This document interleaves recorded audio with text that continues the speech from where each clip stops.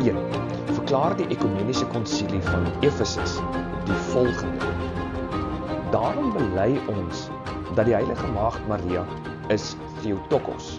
Dit beteken die Goddraer of die Godbarende. Hierdie leer het ons van die heilige vaders ontvang. Hierdie leer het ons van die heilige vaders ontvang. En dan sê die konsilie verder: in navolging van die heilige vaders leer ons dan in ooreenstemming met die heilige vaders en in eensstemmigheid dat die Seun, dit is nou die tweede persoon van die goddelike drie-eenheid, is perfekte mens en perfekte God. En dit gaan natuurlik oor die konsiliese beslissing dat Jesus Christus een persoon, twee nature is. Dit bring ons dan ook by vandag se onderwerp. Vandag begin ons inleidend gesels oor 'n reeksie wat ek gaan doen oor die kerkvaders. Wie is die kerkvaders? Wat het hulle gedoen en hoekom is hulle enigstens vir ons belangrik? Dikwels in gesprekke tussen katolieke, ortodokses, katolieke met protestante, kom die kerkvaders ter sprake. Die feit dat katolieke graag die kerkvaders gebruik in hulle gespreksvoering, in hulle beredenering van sake, en selfs as 'n tipe van 'n maatstaf vir hoe om te leef, wat om te glo, hoe om te doen. Ons sien dit inderdaad dan ook by die konsilie van Efesus in die jaar 431. En dit is nou maar net een plek wat ek aangehaal het, waar 'n kerklike vergadering as het ware terugval op die kerkvaders, voordat hulle dan tot 'n beslissing kom. Voordat hulle dan kan sê, onder leiding van die Heilige Gees, verklaar ons dan die volgende. Die kerkvaders. Die kerkvaders is een van daardie onderwerpe wat persoonlik dan ook vir my in my reis in die katolieke kerk in ongelooflik baie beteken het. Dikwels, en ons gaan daarna kyk deur die loop van die video, die vraag maar, hoekom moet ek na die kerkvaders kyk? Hoekom is dit vir ons enigstens belangrik? Hoekom moet ons van hulle notisie neem? En die mens hoor dit veral dan vanaf nie-Christene en protestante. Veral in protestantse kringe met die konsep van die Bybel alleen, is daar eintlik geen regtige agting vir die kerkvaders nie. Terwyl in die katolieke kerk en in die ortodokse kerk die kerkvaders 'n baie belangrike rol vir ons speel, en sal kyk dan ook na die redes. Maar dit is so dat dikwels kry ons die argument dan ook, dat ons is veronderstel om kerk te wees soos wat die vroegste Christene dit gedoen het. Mens kry dit nie net by klassieke protestante nie, maar veral ook by die meer moderne strominge, mense wat sê, nee, wat ek is sommer maar net by my huis Christen soos wat die vroeë Christene was. Ons moet maar net die doen wat die vroeë Christene gedoen het. En is dit dan nie interessant, dat wanneer ons inderdaad 'n bietjie moeite doen, om terug te gaan in die geskiedenis, en ons gaan kyk, maar wat skryf die kerkvaders en kerkmoeders alreeds rondom die jaar 100 na Christus, wat sê hulle oor kerk? Wat sê hulle oor kerkwees? Hoe moet ons doen? Hoe werk die gesag in die kerk? Dan is dit inderdaad so, dat ons nie daar in die geskiedenis rondom die jaar 100 na Christus al hierdie verskillende denominasies kry, wat ons vandag kry binne die protestantisme nie. Ons kry nie daar die klomp denominasies nie. Dit is so, dat daar inderdaad dan ook dwalinge en ketters was. Daar was die Ebioniste, wat nie geglo het aan Jesus se godheid nie. Daar was die Dosiëtiste weer, wat geglo dat hy net God is. En ongelukkig is dit so dat baie van die ongelowige mense wat ook die Bybel wil bestudeer, soos Bart Eerdman en ander, sal dikwels sê, sien, die katolieke en die ortodokse kerk is verkeerd om te wil sê dat die Christelike godsdienst verenigd was in hulle geloof, rondom byvoorbeeld die jaar 100 na Christus. Inteendeel, iemand soos Bart Eerdman glo dat die Christelike godsdienst nooit regtig verenig was in wat hulle geglo het nie. En dan daaruit lei hy af dat, nee, wat die Christene weet eintlik nie lekker self wat hulle glo nie, so hulle leen almal maar 'n bietjie hier en 'n bietjie daar, en dan maak hulle eie stories op. Dis nou as jy 'n ongelowige is. Dan gebruik jy hierdie dinge om uit te wys dat ons nou nie regtig kan staat maak op die Christelike godsdienst nie, omdat hulle nooit regtig uit een mond uitgespreek het nie. En mens hoor dit selfs by protestante, veral wanneer ons praat oor die katholieke kerk en haar uniekheid, en hoekom dit vir ons belangrik is om tog erns te maak met die katholieke kerk, en dat ons eintlik almal behoort te wees by die katholieke kerk. En dan sal ons dikwels hierdie argument kry, nee, die kerk was nooit regtig eenvormig nie. Hulle was maar net een in hulle geloof in Jesus Christus, maar hulle was nie eenvormig nie. Natuurlik was daar ook kulturele verskille tussen Efese en Jerusalem, Rome en Antiochië, Alexandrië en byvoorbeeld Karthago en ander plekke in die kerk. Ja, daar was kultuurgebruike. Maar om te sê dat die Christene nie sommer maar net uit een mond uit gepraat het nie, en om te sê dat daar nie 'n homogeniteit was tussen die Christene nie, is 'n baie oppervlakkige lees van die geskiedenis. Dis 'n baie oppervlakkige omgang met die feite dat die kerk, ja, reg van die begin af te doen gekry het met dwalinge, mense wat verkeerde goed geleer het, en daarom teen daardie mense moes optree en teen hulle moes praat. Maar die feit dat daar dwalinge is, en die kerk dit hanteer, kan nie gebruik word om te sê, sien, die Christene het nooit uit een mond uit gepraat nie. Want die dwalinge, per definisie, is dwalinge, ketterye, en is nie deel van die Christelike godsdienst dan uiteindelik nie. Dosiëtiste was nooit Christene nie. Hulle het dalk so 'n Christelike sousie daar by hulle, maar hulle was nooit Christene nie. Die Ebioniete dieselfde, en so kan ons aangaan met die ander ketterye ook, die gnostisisme byvoorbeeld. So, ons moet baie versigtig wees deur 'n oppervlakkige lees van die geskiedenis. Ons moet versigtig wees vir 'n oppervlakkige omgang met die geskiedenis en die kerkvaders en die kerkmoeders. En daarom is dit so belangrik. Kom ons gaan lees, wat het die kerk van die begin af gesê, wat het die kerk van die begin af gedoen, en hoekom die kerk gesê het en gedoen het wat sy gedoen het. En daarom die kerkvaders. Die kerkvaders leer ons ongelooflike mooi dinge. Dinge wat my uiteindelik laat besef het dat die plek waar ek was, die denominasie waar ek was, is baie ver verwyderd van wat die kerk nog altyd gesê het, van wat die kerk nog altyd geleer het en hoe die kerk nog altyd gedoen het. So daarom dan hierdie reeksie video's van die kerkvaders, en ons gaan so ook kyk na die belangrike kerkvaders in volgende video's. Maar vandag dalk net eers die belangrike vraag natuurlik om te vra is, wie en wat is 'n kerkvader? Wie en wat is 'n kerkvader? Nou, die kerkvaders was belangrike, ons kan sê skrywers, want die kerkvaders het baie geskryf. Leraars, teoloë in die vroeë kerk, en hulle het gehelp om die Christelike geloof te verduidelik, te verdedig en te formuleer.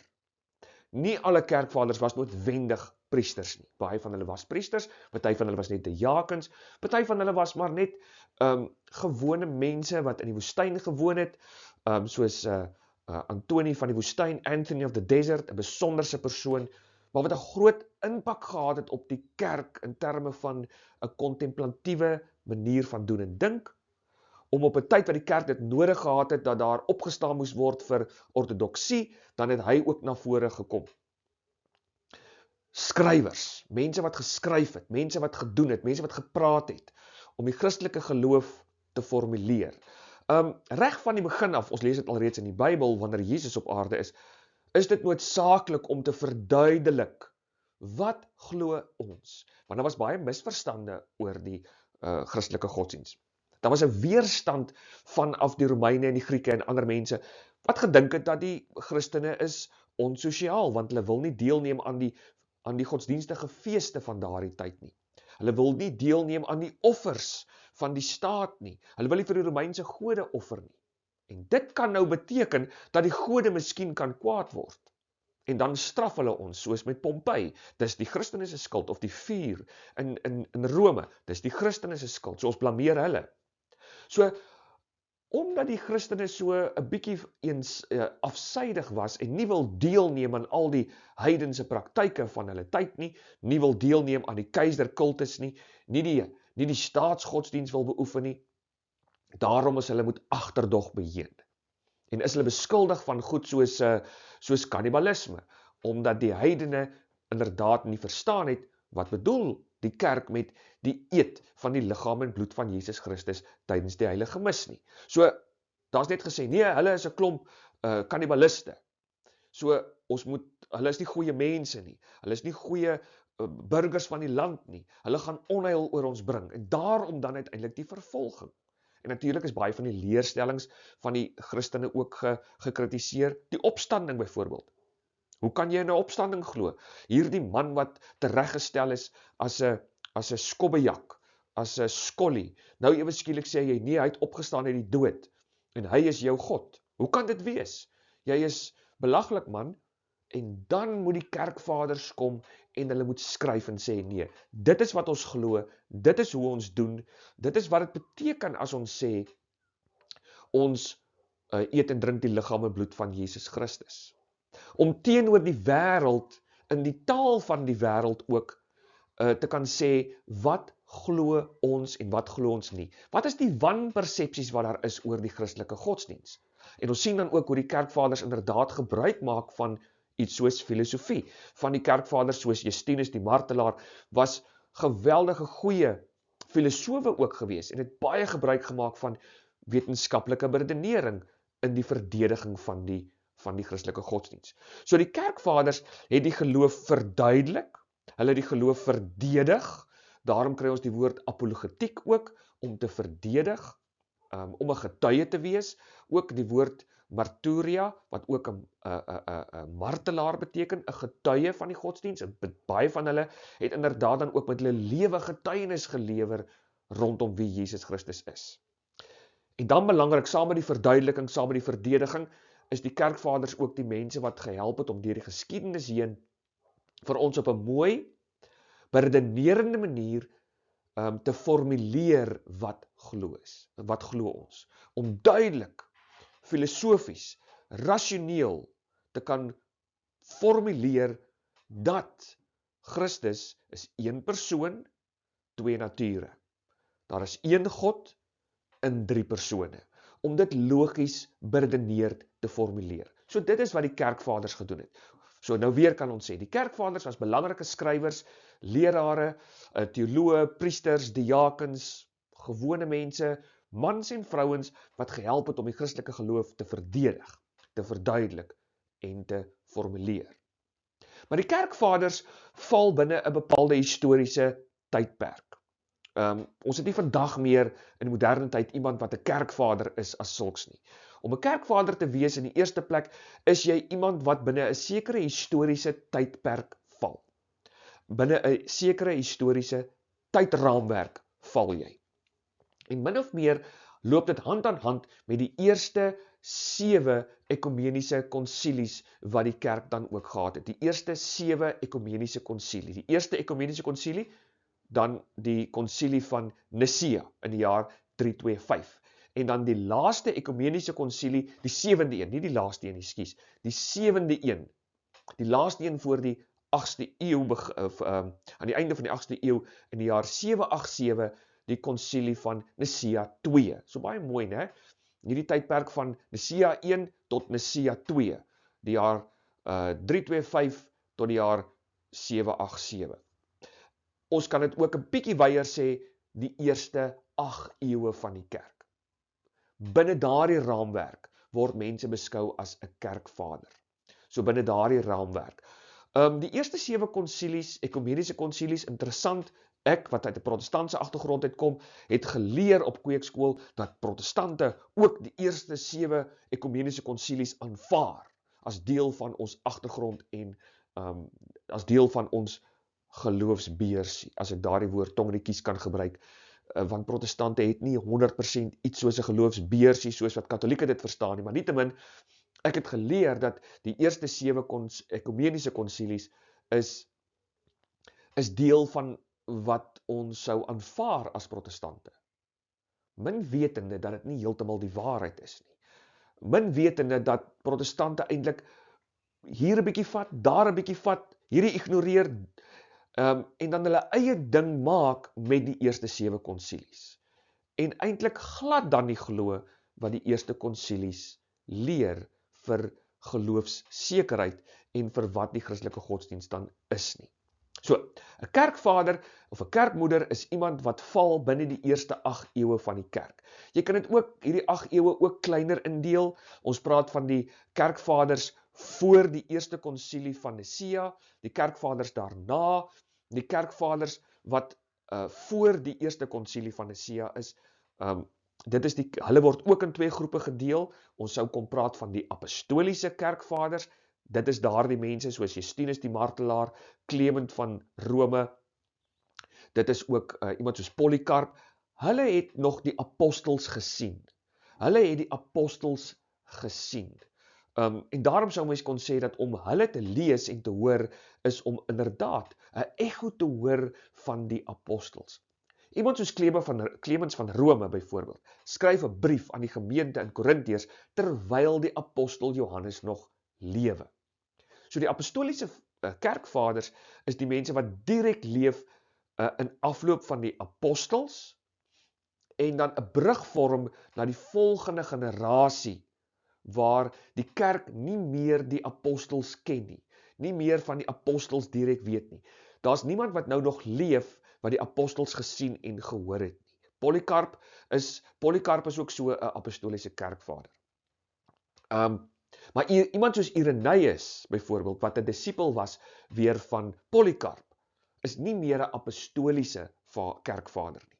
Hy is wat ons noem dan 'n apologetiese kerkvader, want Irenaeus en ander mense het geweldig baie gedoen om die Christelike godsdienst te verdedig en te verduidelik teenoor die kritisie. Gesamentlik sou ons kon sê dat hierdie is die pre-Nisiaanse kerkvaders. Dan kry ons die post-Nisiaanse kerkvaders. Dan kry jy die kerkvaders tussen Nicea 1 en Chalcedon, die konsilie van Chalcedon in 451. Hulle vorm weer 'n groep, ook gesamentlik, omdat daar sekere kwessies was in hulle tyd. Dan, een van die laaste kerkvaders in die weste, is iemand soos Isidor van Seville. Hy word beskou as een van die laaste invloedryke kerkpersone in die weste. In die ooste, in die Grieksprekende gedeelte van die kerk, Johannes van Damascus in die jaar 749 toe hy oorlede is. Dit is min of meer die einde van die kerkvaders dan. So, weer, gesamentlik, die kerkvaders val binne 'n sekere historiese tydperk. Nie later as die 8ste eeu nie. So ons het nie meer vandag in die moderne sin iemand wat nou 'n kerkvader kan wees nie. Iemand byvoorbeeld soos Sint Thomas Aquinas, is nie meer 'n kerkvader nie.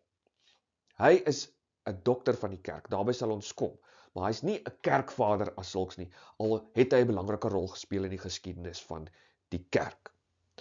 'n Verder baie belangrike ding om 'n kerkvader te wees, is daardie persoon, daardie kerkmoeder, kerkvader, moet 'n algemene leersuiwerheid hê. Hy of sy moet nou nie 'n klomp nonsens kwytraak nie.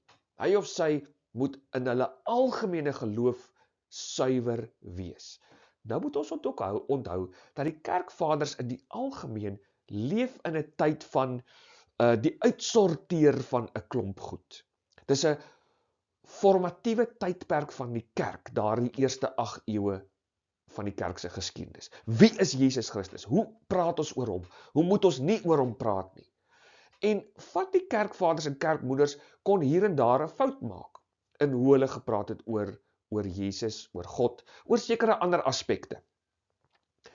So, ons sê nie kerkvaders en kerkmoeders het nooit foute gemaak nie.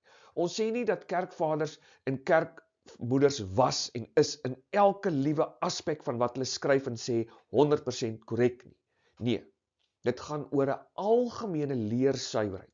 Hulle moet in die algemeen suiwer wees in hulle dogmatiek en nie 'n klomp dwaalinge verkondig nie. Daarom sien ons inderdaad dat selfs belangrike Christelike skrywers, iemand soos Origenes, word nie heeltemal deur die kerk aanvaar as 'n kerkvader nie. Hoekom? Ja, Origenes het ongelooflike belangrike en mooi goed gesê wat die kerk inderdaad gebruik. Daar is 'n baie sterk aanduiding en 'n sterk aanduiding en 'n sterk teorie dat hy die hele gedagte van Lectio Divina begin het op sy manier. Maar Origenes word nie beskou as 'n suiwer kerkvader nie, omdat hy in sekere goeders gedwaal het. En die kerk het ook gesê, wag, hierdie dinge is 'n dwaling. Soos byvoorbeeld die algemene versoeningsleer, wat Origenes voorgestaan het. En daarby kan ons op 'n stadium kom. Daarom word hy nie aanvaar as 'n kerkvader nie. Tertullian is 'n ander ene. Tertullian, 'n belangrike Christelike skrywer, wat byvoorbeeld in die Weste die eerste persoon is wat die woord Trinitas gebruik, drie-eenheid, daar drie is. Een God, drie persone, 'n groot bydrae gelewer het tot die kerk se verstaan van die drie-eenheid. Maar hy het in sy latere lewensjare het hy die kerk verlaat en het hy deel geword van die sektegroep, die Montaniste, wat allerlei snaakse goed geglo het en gesê het. En daarom word hy nie aanvaar as 'n kerkvader nie. Maar 'n kerkvader is iemand wat hom of haarself onderwerp het aan die kerk, aan kerklike gesag, ook as die kerk vir hulle sou sê, hoorie, jy's hier dalk bietjie verkeerd, soos Augustinus. Die kerk het nie alles van Augustinus aanvaar nie. Inteendeel, die kerk het gesê dat hier en daar is Augustinus ook verkeerd. Maar Augustinus het dit aanvaar, dat die kerk vir hom gesê het, hy's verkeerd. Iemand soos Tertullian het dit nie aanvaar nie. Daarom is Augustinus 'n kerkvader en nie Tertullian nie. So, daar's 'n algemene leersuiwerheid. 'n algemene leersuiwerheid wat noodsaaklik is vir iemand om 'n kerkvader of 'n kerkmoeder dan ook te wees. Daarom is dit belangrik dat om 'n kerkvader en kerkmoeder te wees, is dit belangrik dat die kerk erken jou as 'n belangrike teoloog, as 'n belangrike skrywer, as iemand wat 'n belangrike bydrae maak tot die kerk se verstaan van die godsdiens. En jy moet ook iemand wees wat deur die kerk aangehaal word in die kerk se eie geskrifte. So die konsilies, wanneer die konsilies of die synodes vergader, dan moet die kerk jou aanhaal en na jou verwys. En dan sou ons kon sê daarna, jy kan as 'n kerkvader deurgaan. So daar's faktore wat in ag geneem moet word vir iemand om 'n kerkvader of 'n kerkmoeder te wees. Dis belangrik. Enige iemand kan nie maar net 'n kerkvader of kerkmoeder te wees nie. Een daarvan het ek gesê, suiwerheid van leer. Jy moet iemand wees wat deur die kerk erken word en aangehaal word deur die kerk. Dan, jy moet ook 'n voorbeeldige lewe lei. Jy moet ook daarom nou iemand wees wat jouself aan die kerk onderwerp. Jy moet iemand wees wat erken dat as jy foute maak, 'n voorbeeldige lewe, 'n heilige lewe. 'n voorbeeldige heilige lewe. Dis belangrik. Dis belangrik vir ons as kerk. Die hele kerk word opgeroep om 'n heilige lewe te lei. En hoe kan jy nou 'n voorganger in die kerk wees as jy nie 'n voorbeeldige lewe lei nie? So om 'n kerkvader of 'n kerkmoeder te wees, moet jy ook 'n voorbeeldige lewe hê. Dit help nie jy skryf mooi, maar jy het nie 'n mooi lewe nie. So 'n voorbeeldige lewe is ook belangrik. Dan is dit interessant dat ons die kerkvaders ook kan indeel op sekere maniere. Ek het nou ook alreeds 'n bietjie daarna verwys. Daar is 4 maniere waarop ons die kerkvaders kan indeel as ons met hulle sou werk, as ons na hulle kyk, as ons hulle bestudeer. En die eerste een, ons kan kyk na die kerkvaders wat binne 'n sekere tydval, binne 'n sekere tydsvak is. Byvoorbeeld die jaar 100 tot 325, die pre-Nisiaanse kerkvaders. Hulle val in 'n sekere tyd. Die kerkvaders wat figureer tussen Konstantinopel 1 en Chalcedon byvoorbeeld, of die kerkvaders tussen Nicea 1 en Konstantinopel 1, en almal wat te doen gehad het met Ariërs. So 'n tydvak. Dan kan ons ook kyk na ligging. Watter kerkvaders kom van waar af? En dan kan ons sê, wat het die kerkvaders geglo wat rondom Alexandrië gegroeveer was?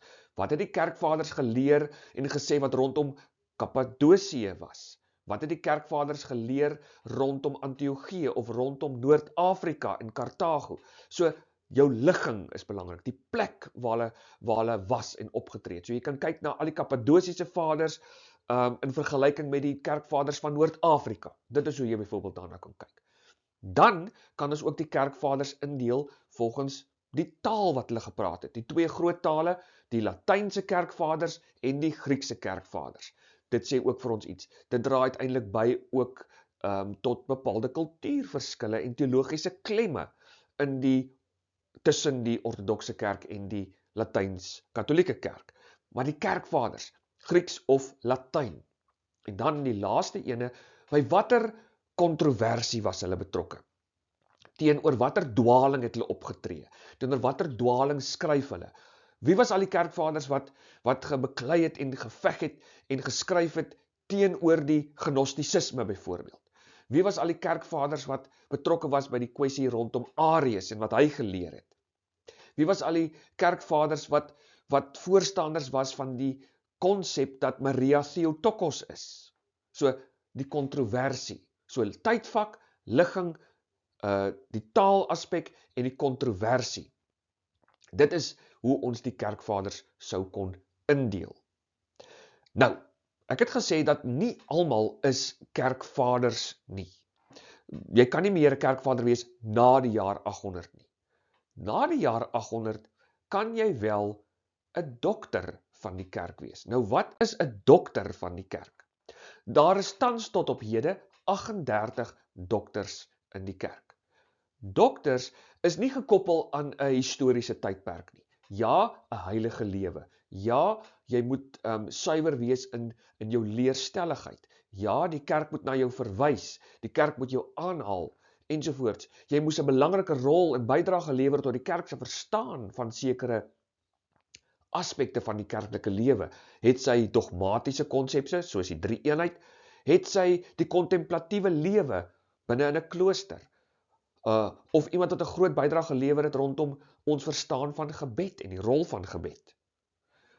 Dit is iemand wat deur die kerk erken word as 'n besonderse persoon wat 'n besonderse bydrae gelewer het tot die verstaan van iets in die kerk en wat die kerk op 'n dramatiese manier beïnvloed het in hoe ons dan dinge verstaan. Dit is die doktore in die kerk. Nou, daar is van die kerkvaders wat 'n kerkvader en 'n dokter is van die kerk. Iemand soos Athanasius, Basil die Grote. Maar dan is daar iemand soos Thomas Aquinas, wat 'n dokter van die kerk is, maar nie 'n kerkvader nie. Ons het ook kerkmoeders, maar ons het ook doktore wat vroue is.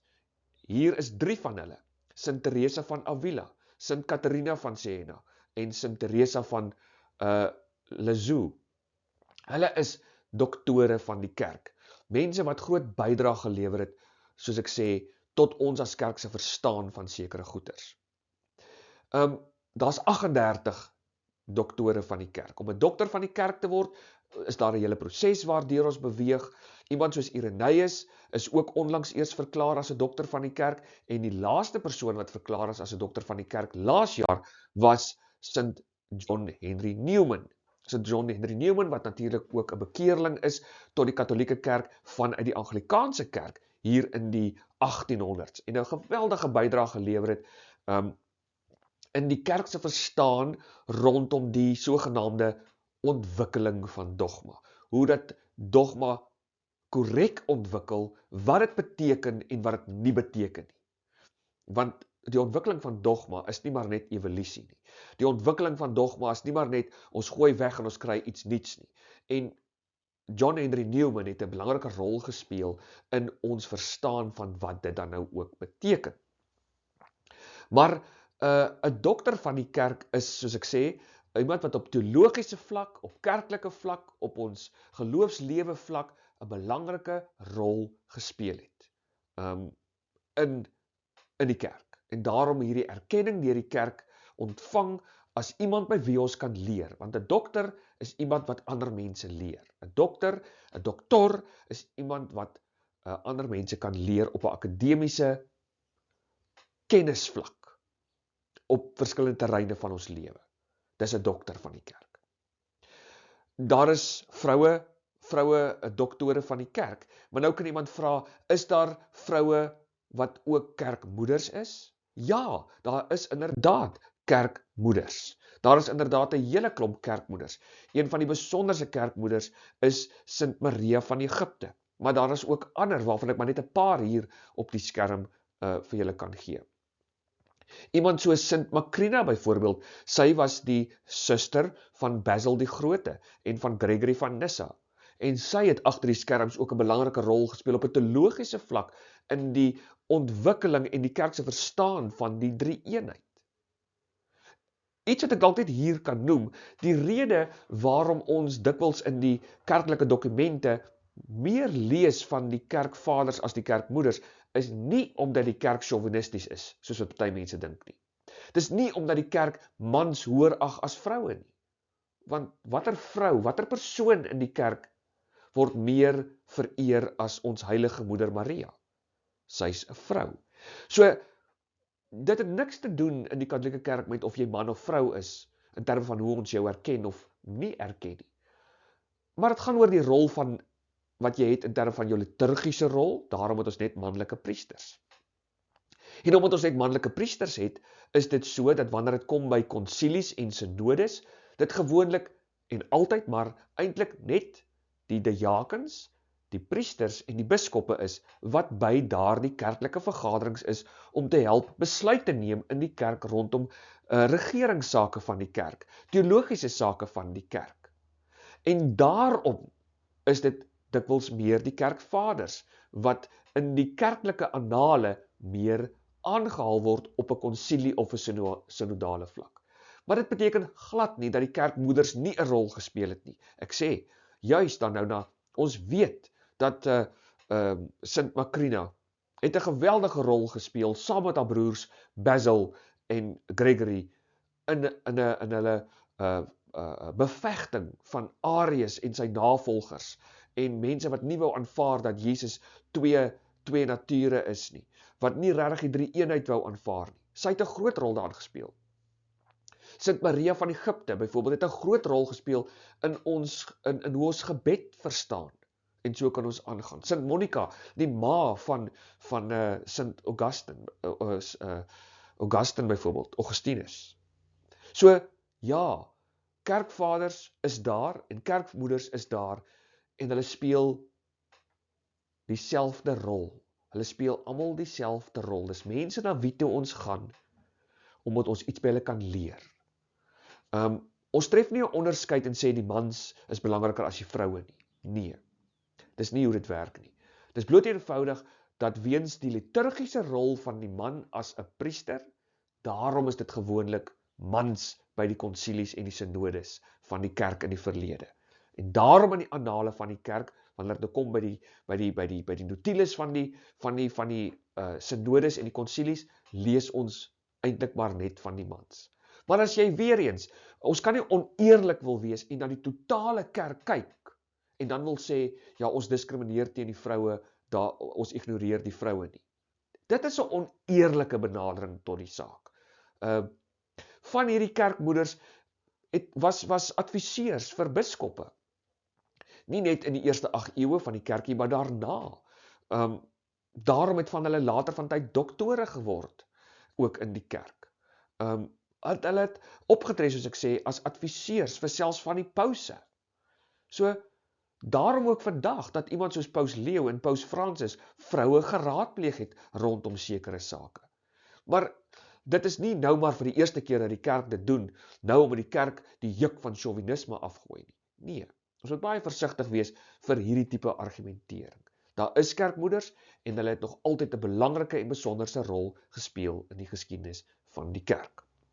Maar nou kom ons by die vraag, hoekom is die kerkvaders en die kerkmoeders dan vir ons belangrik? Hoekom is die kerkvaders en die kerkmoeders dan vir ons belangrik? Waarom is dit so dat aan die begin die konsilie van Efese verwys na die kerkvaders en dan sê dat in opeenvolging met die heilige vaders, daarom verklaar ons. Ons sien dit ook op ander plekke, by ander konsilies, dat die konsilies sê, omdat die kerk nog altyd sekere goed geglo het, daarom kan dit nie anderste as dat ons die volgende sê nie. En dan verwys hulle ook na kerkvaders. So, hoekom is hierdie kerkvaders vir ons so belangrik?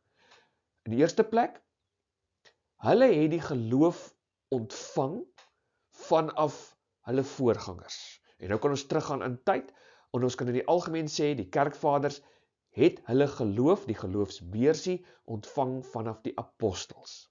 En waar het die apostels dit gekry? By Jesus Christus. Jesus Christus wat die apostels geroep het, en dan ook die apostels wat weer eens vanuit hulle disippels mense gekies het om liturgies in hulle plek die opvolger te wees as die opsigter, wat die biskop is, of dan die priester uiteindelik, die presbiter, of dan die diaken, daardie liturgiese rolle. Maar die kerkvaders, kerkmoeders is mense wat die geloof ontvang, en dan ook weer die geloof bewaar. Hulle is die mense wat die geloof beskerm, teenoor die dwalinge. Daarom verdedig hulle die geloof teenoor die gnostici, teenoor die dosietiste, teenoor Ariërs. En hulle is ook belangrik, want hulle is die mense wat die geloof op 'n besonderse manier oordra na die volgende generasie. Hulle ontvang die geloof, bewaar die geloof, verdedig die geloof en dra die geloof oor aan die volgende generasies. En daarom is dit belangrik om na hulle te gaan te sê, maar oor die saak van doop, wat het die kerk nog altyd gesê oor die doop? Dis vir my so destyds toe ek in die NG Kerk nog was, het ek op 'n stadium die voorreg gehad om te dien op die kommissie vir die Algemene Sinode se kommissie van leerstelligheid en etiek en dogmatiek. En op 'n stadium is die saak van ekumenika bespreek en intergeloofsdialoog. Hoe praat ons met ander gelowe, ander godsdienste en ekumenika ook op daardie bepaalde vlak van intergeloofsdialoog?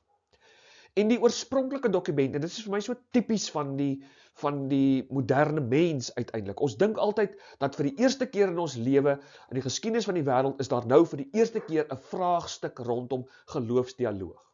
Nog nooit het die kerk voorheen geloofsdialoog gehad, of intergeloofsdialoog gehad nie. Nou vir die eerste keer in die jaar 2020 gaan ons nou geloofsdialoog hou, en daarom moet die NG Kerk nou 'n besluit hier oorneem, want ons neem nou die leiding, niemand anders te het nie. En dan kyk ons hierdie oogklappige eenoogigheid, en ons besluit nou.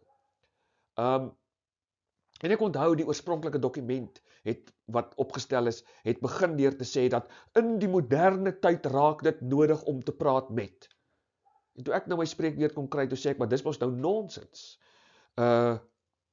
Ons gaan onsself in die voet skiet deur te wil maak asof ons nou die eerste keer gaan praat met ander gelowe. Jy gaan onnodig kritiek kry in die eerste plek, en in die tweede plek is jy arrogant om te dink dat die kerk nog nooit voorheen dit gedoen het nie. En toe het ek gewys, en ek het teruggegaan en gesê, Justinus die martelaar, wat sê hy oor intergeloofdialoog? Wat sê hy oor spatsels van waarhede wat op ander plekke is? En wat maak jy met daardie geloofswaarhede? So, ons moet baie versigtig wees om te dink dat vir die eerste keer in ons moderne tyd is daar nou hierdie vraagstukke waarop ons nou vir die eerste keer kan en moet antwoord gee, asof ons nou so belangrik is. Nee, gaan kyk wat het die kerk nog altyd geleer oor die doop, oor die nagmaal. Wat het die kerk nog altyd gesê oor die gesagstrukture in die kerk? Wat het die kerk nog altyd gesê oor 'n klomp sake? Want dan gaan jy agterkom hoe ons afgewyk het van wat die kerk nog altyd gesê het. So dit is waarom die kerkvaders belangrik is. As ons nou maar net die moeite sou doen om te gaan lees wat sê Justinus die martelaar oor intergeloofsdialoog, dan is dit nie nodig dat die NG Kerk nou moet gaan sit en hare kloof en maak asof ons nou vir die eerste keer te doen kry met intergeloofsdialoog nie. Ja, maar kom ons los dit liewer daar. Die volgende belangrike ding is, die kerkvaders is belangrik, want hulle in daardie eerste 800 jaar, al die kerkvaders, al die kerkmoeders, kom uit 'n tyd toe die kerk nog een was.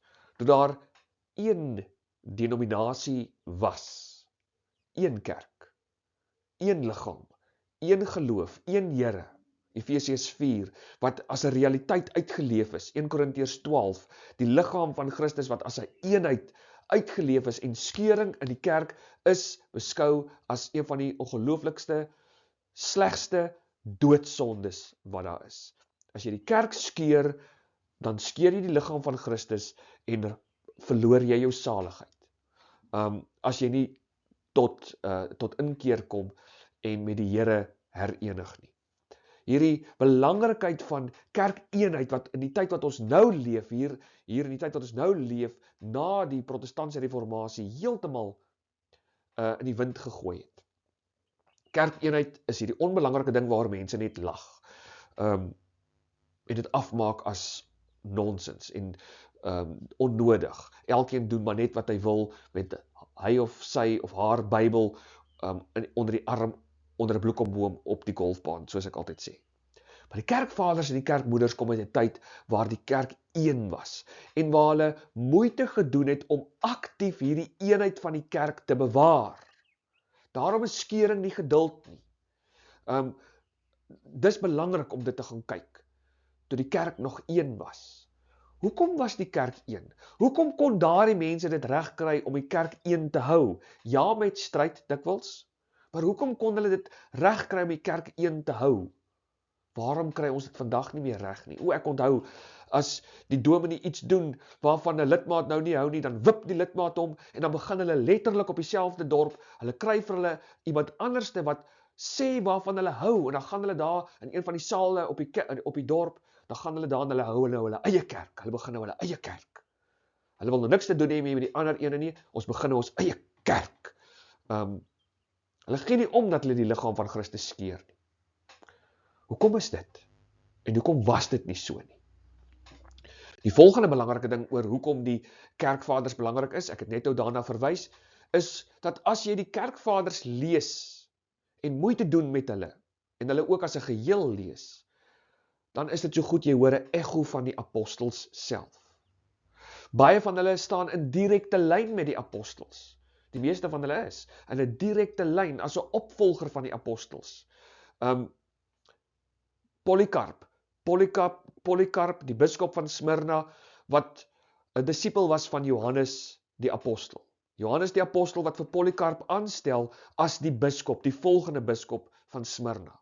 Smyrna, wat weer na Polycarp ander biskoppe kry vir wie Polycarp leer. Polycarp leer byvoorbeeld vir Irenaeus van Lyon. Hy word groot op in Smyrna, hy's 'n kind van Smyrna in die omgewing, maar hy word uiteindelik biskop in Lyon, maar hy studeer by Polycarp.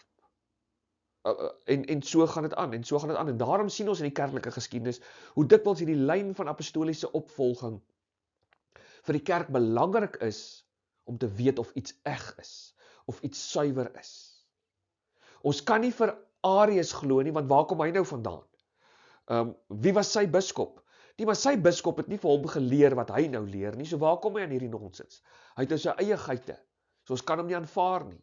Dieselfde met die Dosiëtiste. Wie is jou biskop? En wie is jou biskop se apostel?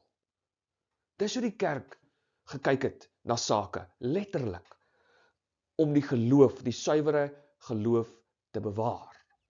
Daarom is die kerkvaders belangrik, want om hulle te lees, is om 'n echo van die apostels te hoor. Die kerkvaders is ook belangrik, want hulle het die geloof ontvang en oorgelewer as 'n lewende tradisie, en nie maar net 'n teorie nie. Ek het vir Evan ook daarna verwys. Hulle het dit ontvang, verdedig en oorgedra. Maar belangrik, vir hulle was dit nie maar net hierdie geloofsteorie in die kop van, miskien glo ons dit, of miskien glo ons dat nie.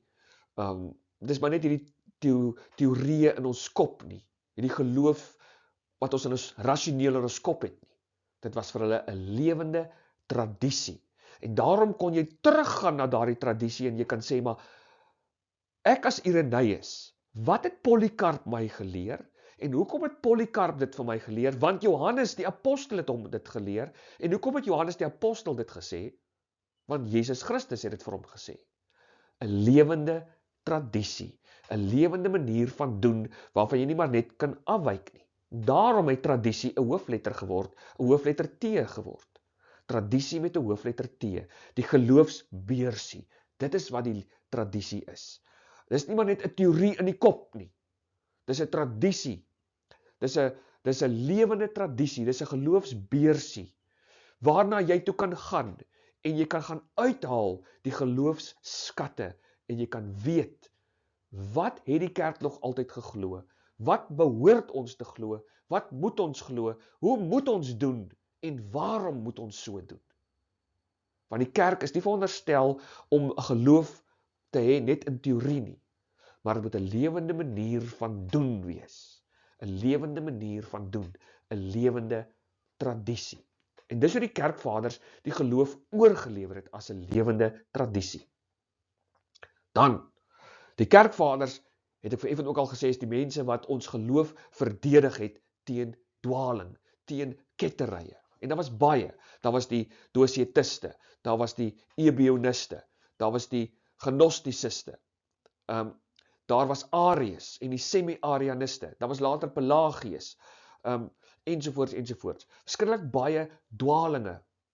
Reg van die begin af is die duiwel altyd daar in 'n poging om die waarheid te verdraai en om mense te mislei.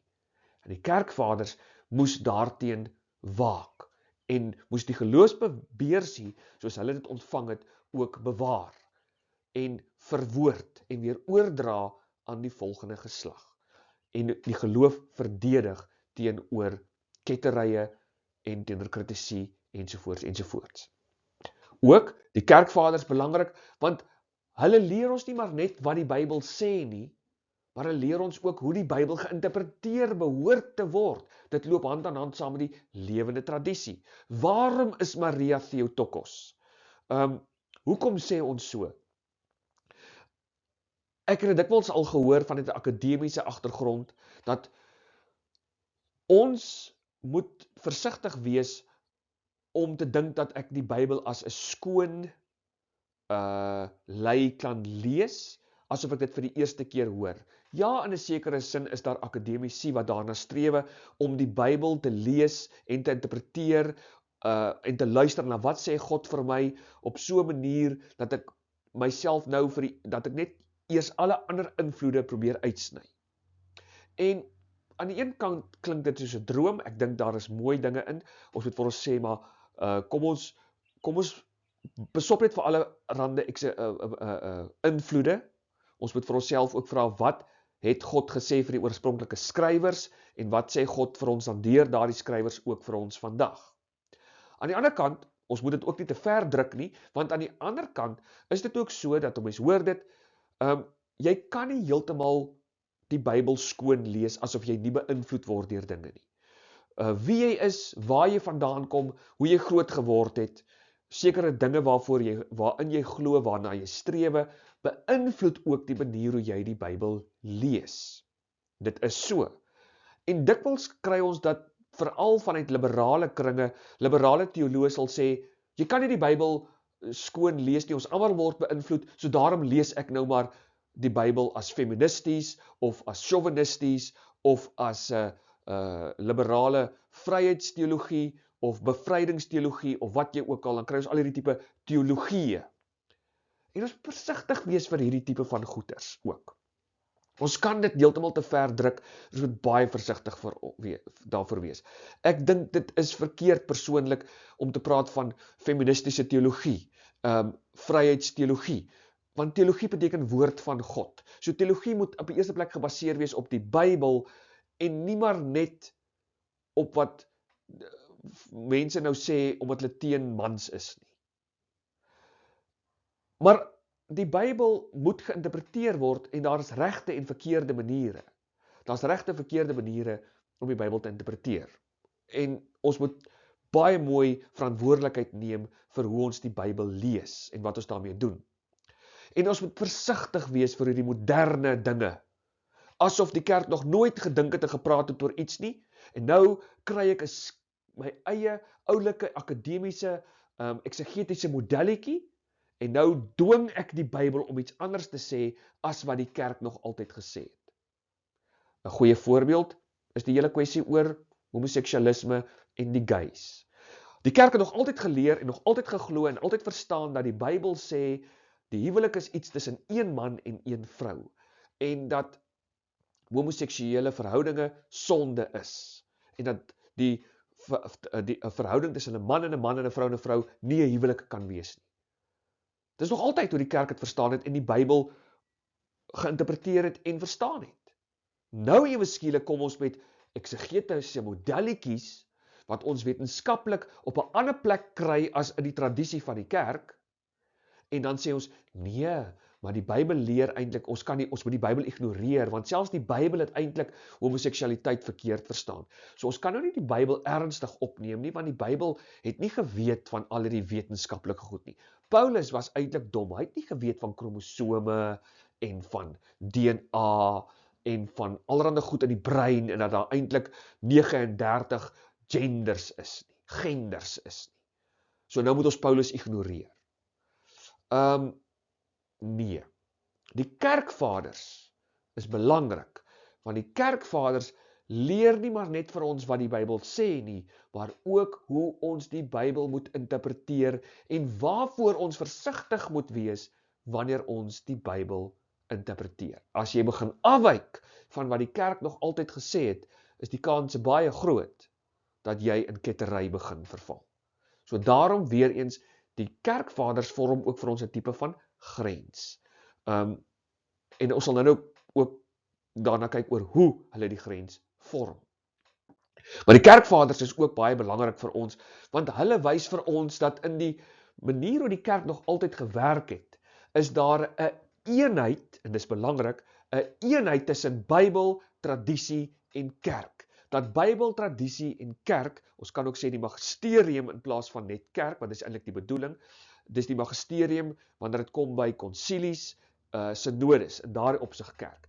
Bybel, tradisie, magisterium, Bybel, tradisie, kerk, vorm 'n eenheid. Dis nie Bybel alleen en jy besluit, ek hou nie van wat die dominee vandag gesê het, so ek gaan hou my eie kerk.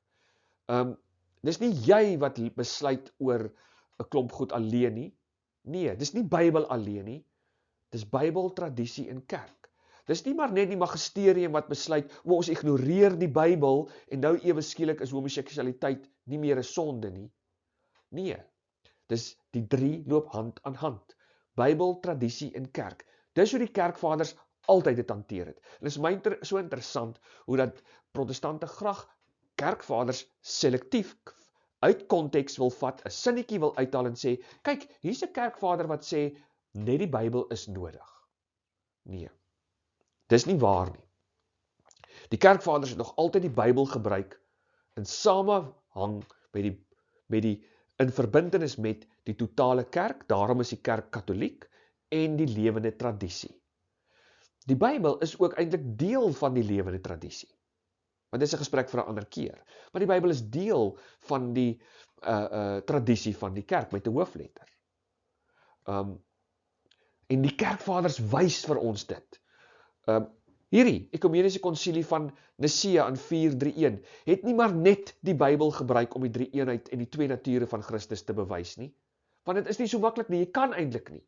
Want Arius het die Bybel gebruik om te sê dat Jesus is 'n skepsel. Hy het onder andere Kolossense 1 vers 15 gebruik om te sê, sien, daar staan, Jesus is die eerste vrug, hy is die eerste vrug van die skepping, en daarom is hy 'n skepsel.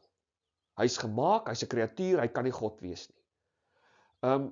Die Dosiëtiste het sekere Bybeltekste gebruik om te wys dat Jesus nie regtig 'n mens was nie. Die Gnostici het weer ander Bybeltekste gebruik om te sê dat hy net 'n mens was, soos dat hy gehuil het, dat hy honger geraak het. So, ja, in totaliteit kan ons sekere aspekte van die drie eenheid sien, maar die Bybel gebruik nie eers die woord Triniteit nie. So, is die Bybel genoegsaam om vir ons 'n volledige raamwerk en uiteensetting van die drie eenheid te gee? Nee, dit is net nie daar nie. Daarom dat Efese, die konsilie van Efese, sê, ons gebruik die Bybel en hulle het. Maar die heilige vaders en die tradisie, want die Bybel, tradisie en die kerk is nie veronderstel om in oppositie met mekaar te wees nie, maar in 'n balans met mekaar te wees. As ons die een begin verabsoluteer ten koste van die ander, het jy 'n probleem. En die kerkvaders wys dit vir ons. Die kerkvaders is ook vir ons belangrik, want die kerkvaders wys vir ons waar die kerk en die geloof wat ons het vandaan kom en wat ons glo. Maar dit het nie maar net uit die lug uitgeval nie. Die kerk is nie maar iets wat uit die lug uitgeval het nie, maar net nie. Ja, dis deur God aan ons gegee. Maar dis nie iets wat deur mense uitgedink is nie. Die kerk is 'n instelling van God. En die kerk het 'n geskiedenis. Dit wys vir ons waar ons vandaan kom. Hoe die kerk moes stry teen kettery. Ons geloof wat gelouter is deur die bloed van martelare. Dit wys vir ons wat ons glo, hoekom ons dit glo. Byvoorbeeld, hoekom is Maria Theotokos? En dis vir my so hartseer dat baie van ons protestantse broers en susters net eenvoudig nie bereid is om eers te gaan kyk waarom die kerk sê sy is Theotokos nie. Die kerk sê nie dat sy Theotokos is omdat sy goddelik is nie, maar omdat haar seun goddelik is en een persoon is en twee nature. En 'n mens gee nie geboorte aan nature nie, jy gee geboorte aan persone. En daarom as Maria geboorte gee sy geboorte aan die persoon Jesus Christus wat gelyktydig God en mens is. Daarom is sy Theotokos. So, die kerkvaders wys vir ons, as jy moeite doen om hulle mooi te gaan lees, waar kom ons geloof vandaan en hoekom glo ons wat ons glo. Die kerkvaders wys ook vir ons dat die kerk en ons geloof is iets wat ons ontvang. Dis nie iets wat jy self stig en oor besluit nie. Die kerk en ons geloof is iets wat jy ontvang. Dis nie iets wat jy self oor besluit. Ek besluit nou, ek gaan my eie tent opslaan, want ek het nou hierdie openbaring gehad, en nou slaan ek my eie tent op, en in hierdie tent van ons doop ons nie babetjies nie. Nee, want ek het 'n openbaring gehad, ek het 'n woord ontvang, en die woord het vir my gesê, gaan slaan die tent op, en gaan sê vir almal, kom na my toe, gooi die geldjie in die koevertjie, as julle nog kerkdienste wil hê, en ons doop, want doop is nou net vir groot mense.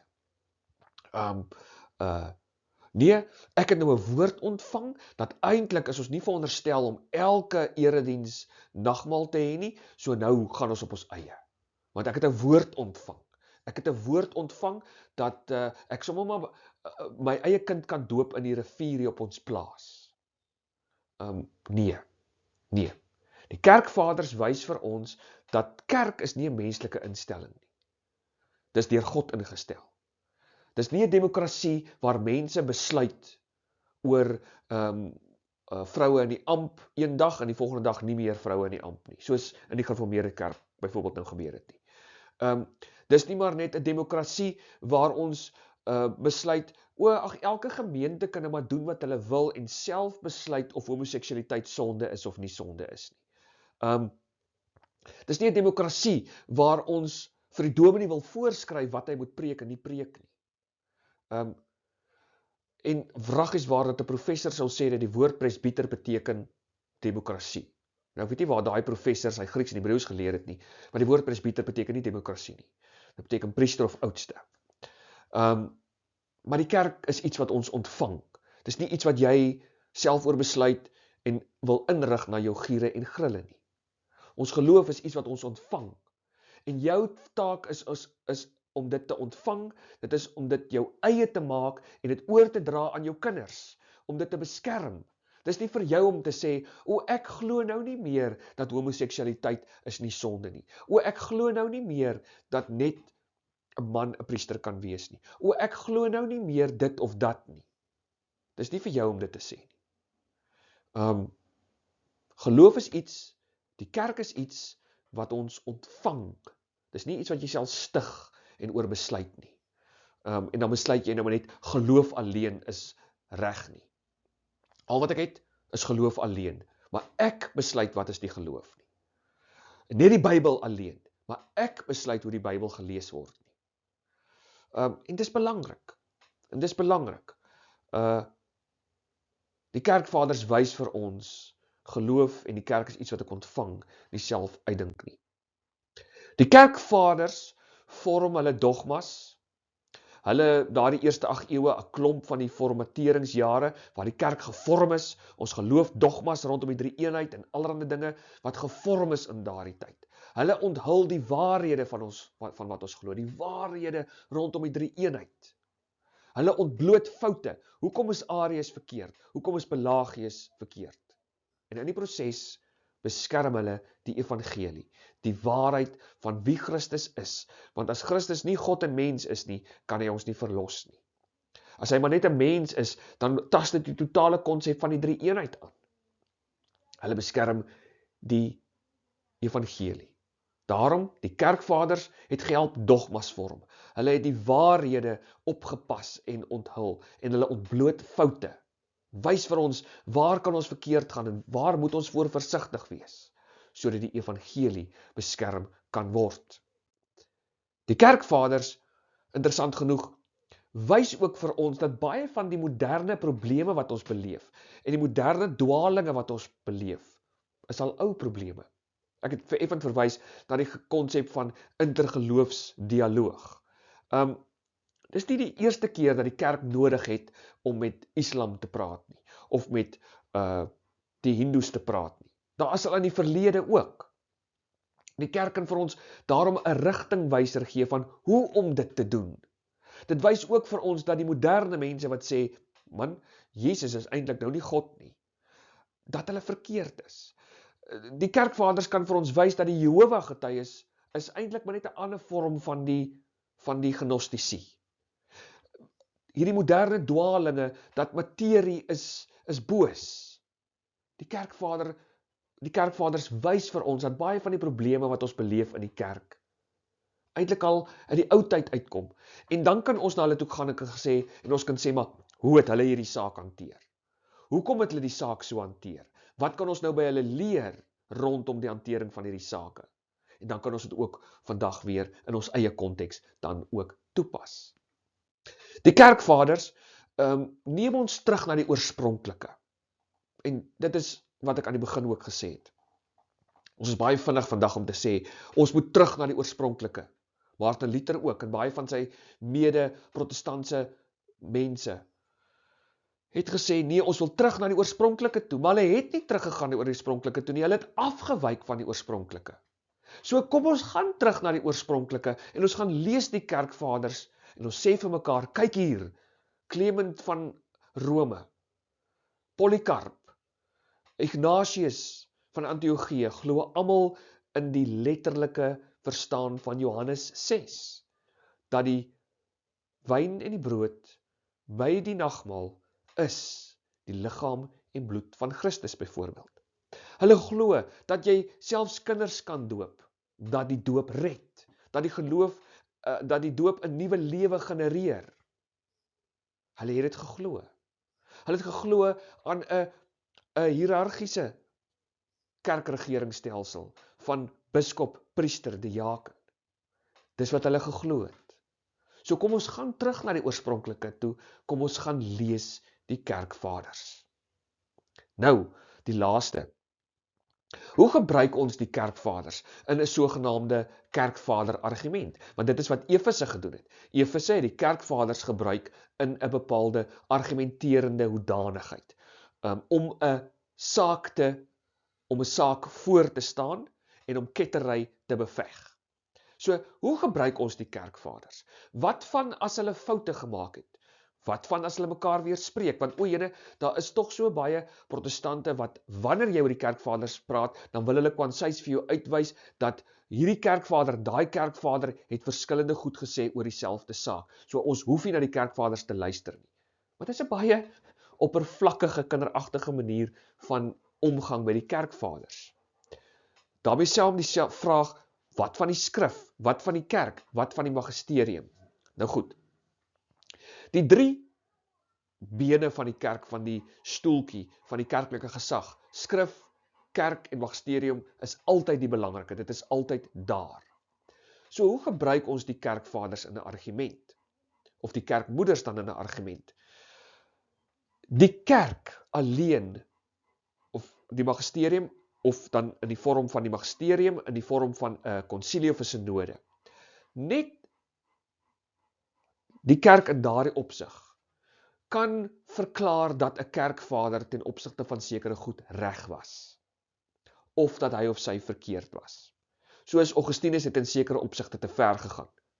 Maar byvoorbeeld Gregory van Nyssa was reg in terme van ten opsigte van die drie eenheid byvoorbeeld, en Theotokos byvoorbeeld. So, dis nie asof ons na die kerkvaders toe gaan en sê, die kerkvaders het hulle eie gesag nie. Die kerkvaders het nie gesag bo die skrif nie. Hulle het ook nie gesag bo die kerk nie, en hulle het ook nie gesag bo die magisterium nie.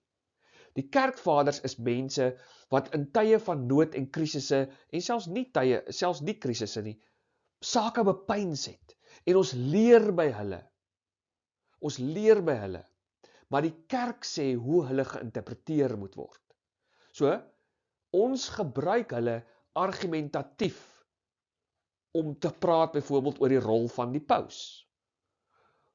Maar dit is die kerk self op 'n ekumeniese konsilievlak wat die beslissing vel, of die kerkvader reg of verkeerd was. So, wat van die dokters van die kerk? As ons dit nou kan sê, as ons argumenteer as 'n kerk, as ons met mekaar praat, dan is die dokters van die kerk die eerste mense na wie toe ons gaan. Want hulle het 'n bepaalde erkenning deur die kerk gekry as mans en vrouens wat betroubaar is in hulle leerstelligheid. Beteken nie dat hulle nooit 'n fout gemaak het nie, maar hulle is in die algemeen betroubaar. So as ons wil weet wat het die kerk nog altyd gesê oor byvoorbeeld die doop, dan kan ons na Augustinus toe gaan met vrymoedigheid. Ons kan met vrymoedigheid gaan na Basil die Grote toe, byvoorbeeld. Maar ons gaan nie eerste byvoorbeeld na Tertullian toe nie, want Tertullian is nie 'n kerkvader nie. En is ook nie 'n dokter van die kerk nie. So, daar's 'n tipe van 'n hiërargiese manier van hoe ons werk, vlakke van hoe ons werk. Ek weet ek verduidelik dit dalk nou mooi, maar die punt wat ek wil maak is dat hierdie argument van mense, van protestante af, dat ons hoef nie die kerkvaders te gebruik nie, want hulle weerspreek mekaar, is 'n belaglike argument. Ons weet dat byvoorbeeld oor die gedagte van hoe die eindtyd werk, was daar verskille gewees tussen byvoorbeeld tussen Gregory die Grote, Gregory van Nyssa, en sy eie broer Basil. Verskille. Maar jy kan nie daai verskille gebruik om te sê ons ignoreer die kerkvaders nie. Net die kerk in haarself tydens 'n konsilie sou dit kon doen, om te sê wie is reg of verkeerd. Want die kerk se gesag is altyd die hoogste gesag. Die kerkvaders het nie gesag, en die kerkmoeders het nie gesag bo die Bybel en bo die synode of die konsilie nie. So die feit dat iemand hulle self weerspreek, is nie 'n argument om te sê ons gebruik hulle nie. Byvoorbeeld in 'n moderne konteks, en ek wil dit nou nie, ek weet nou te min daarvan af, maar ek wil sommer nou net 2 name noem. 2 biskoppe wat in my lewe 'n belangrike rol gespeel het en doen, is biskop Erik Waden van Noorwe uit, en Bishop Robert Barron, beide van hulle. En ek is seker daarvan dat beide van hulle is betroubaar, maar daar is by beide van hulle ook verskille. Dalk is daar ook verskille ten opsigte van sekere dogmatiese kwessies, omdat elkeen dalk verskillend die klem lê. Maar dit beteken nie, omdat daar verskille tussen hulle is, nou is daar verdeeldheid in die katholieke kerk nie. Dit is 'n belaglike argument. Dit is 'n oppervlakkige lees van die situasie.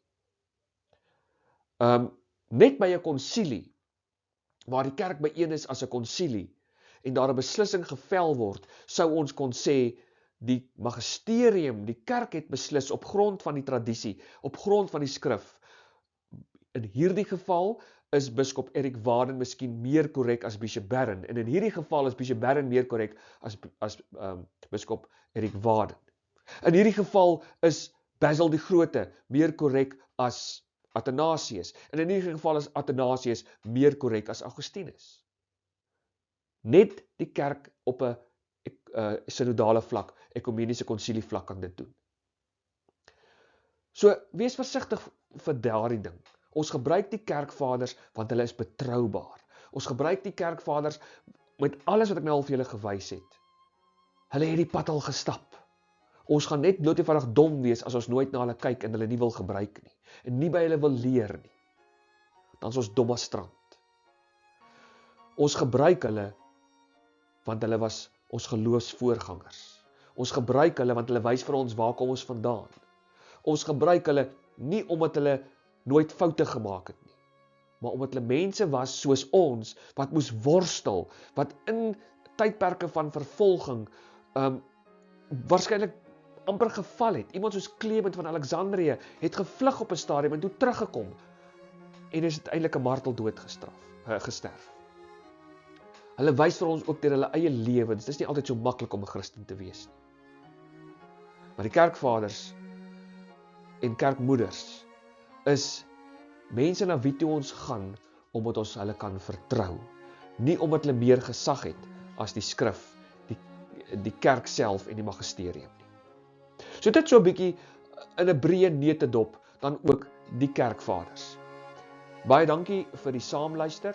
Ek hoop dat in die vervolg, wanneer jy met iemand in gesprek is oor die kerkvaders, jy self dalk ook wonder oor die kerkvaders, dat jy die moeite sal doen om so 'n bietjie te gaan lees wat het die kerkvaders en die kerkmoeders dan ook gesê. En in die video's wat kom, gaan ons 'n bietjie stil staan by van die groot kerkvaders. En ons gaan begin ook met Klement van Rome. En wat het hy gesê en hoekom is hy dan ook vir ons belangrik? Baie dankie vir die saamkyk en mag julle 'n wonderlike dag dan ook verder hê.